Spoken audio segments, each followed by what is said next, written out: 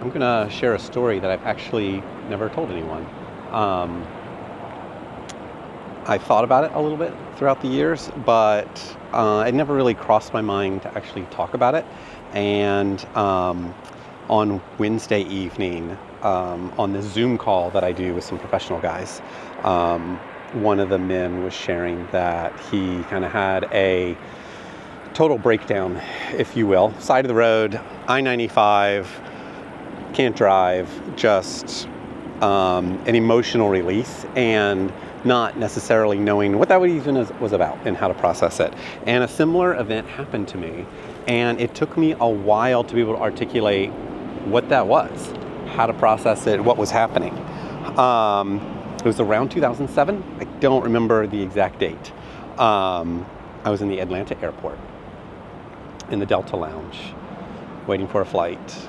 And at that time in my life, I was reading a lot of books. I had grown up in church, was homeschooled,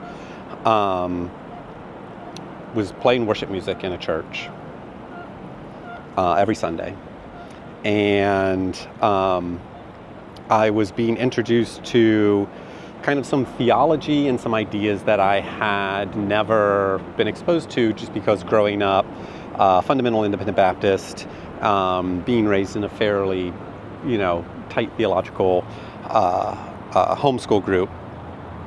I think at that time, books like Brian McLaren's Two Friends on a Spiritual Journey, A Generous Orthodoxy, Blue Like Jazz, Velvet Elvis, Erwin Raphael McManus, like all of that stuff was happening around that time frame.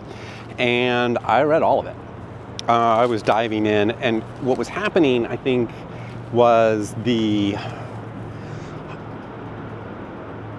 religion or the Christianity of my parents. You have to make your own, you have to figure out what you decide, what you believe in. And throughout your life, as you engage with people and you get broader understandings of the world and you understand your new experiences. I think I had just gotten back from either Guatemala or Honduras on a missions trip with some really good friends,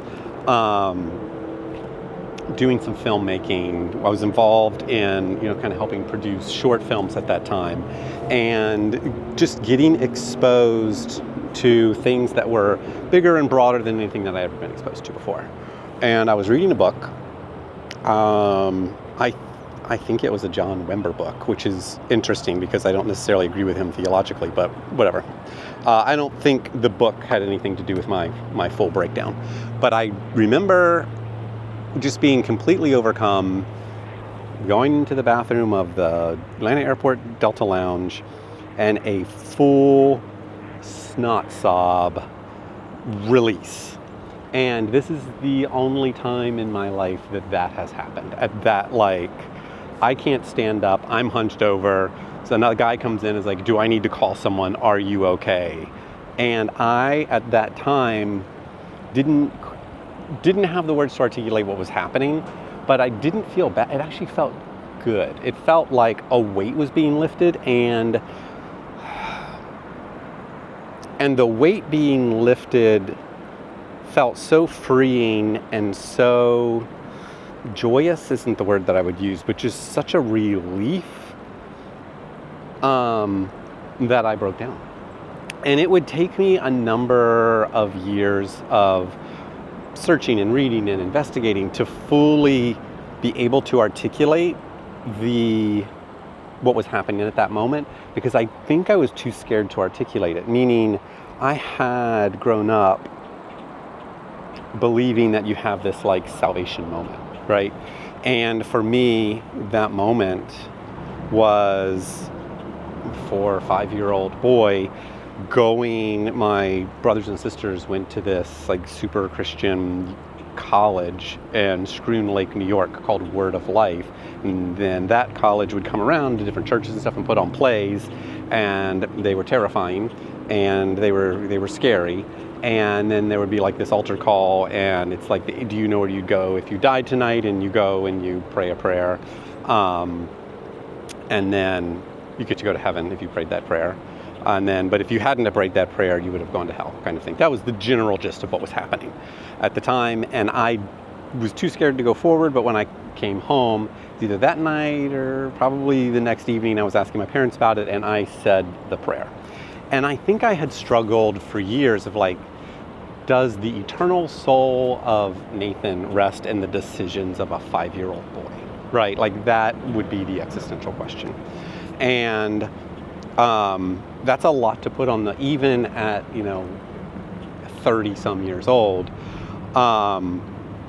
That's a lot of weight to put on 5-year-old me at 30, right? So do I say the prayer again? Do I make sure that it happens again?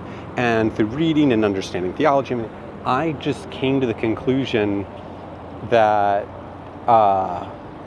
Christ's work on the cross had nothing to do with that. And that the eternal soul that is me, or the essence that is me and my spiritual journey, does not rest on the theological understanding of a 4-year-old. And that was so freeing. That it was the most freeing moment, and that moment was like a massive weight being lifted off my shoulders, right? Sometimes that's where you start, is like, I don't know where we're going with this, but I know it isn't this. And that moment in the Atlanta airport bathroom, 2007-ish, I gave up the idea that salvation rests on the decision of a 5-year-old, and that there was more to it, even though it would take me a while longer to be able to articulate that. And when I was sharing with my buddy in the men's chat on Wednesday night, sometimes you don't have to understand it right away. Sometimes you don't have to understand what's happening in that moment. It can take longer.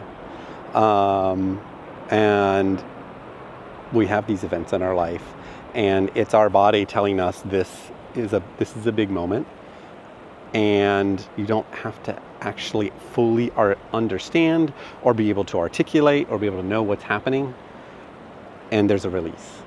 And it's actually, in my case, it was beautiful and it was good.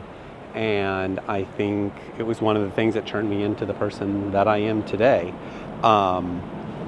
As I am sitting here on the beautiful C&O Canal in Harpers Ferry, West Virginia, staring at the water, and just loving life.